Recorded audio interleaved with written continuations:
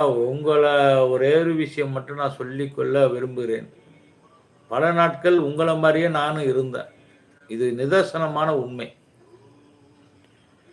எவ்வளோ தெரியுங்களா? தூக்கமே இருக்காது. அப்படி சுவம், இப்படி படுவோம். பரட்டி பார்த்தா காலைல பார்த்தா கவுத்தடிச்சு தூங்கினேன். ஒரு நேரம் அப்ப.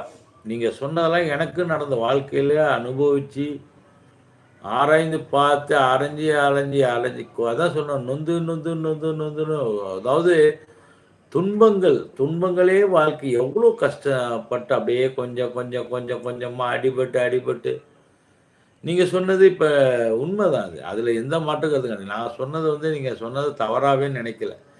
ஆனா இந்த செயல மாத்துறதுக்கு முயற்சி பண்ணுங்க. அதுதான் என்னோட வேண்டுகோள். ஒரு கஷ்டம் தான். அதாவது இப்ப இந்த மன வருத்தங்கிறது இப்ப நான் சொல்றது ஈஸியா இருக்கலாம். பட் அத அனுபவிக்கும்போது கஷ்டம் தான். நீங்க சொல்றதெல்லாம் நான் உங்க வயசுல அந்த மாரி செயல்லாம் இருந்தது. ஆனா, அது குறிப்பிட்ட காலத்துக்கு அதுவே ஒரு வியாதியா மாறுனது. அதுக்கப்புறம் கொஞ்சம் கொஞ்சமா மாத்திட்டு நானாவே கொஞ்சம் கொஞ்சமா அப்படியே மாத்தி ஆனா அதான்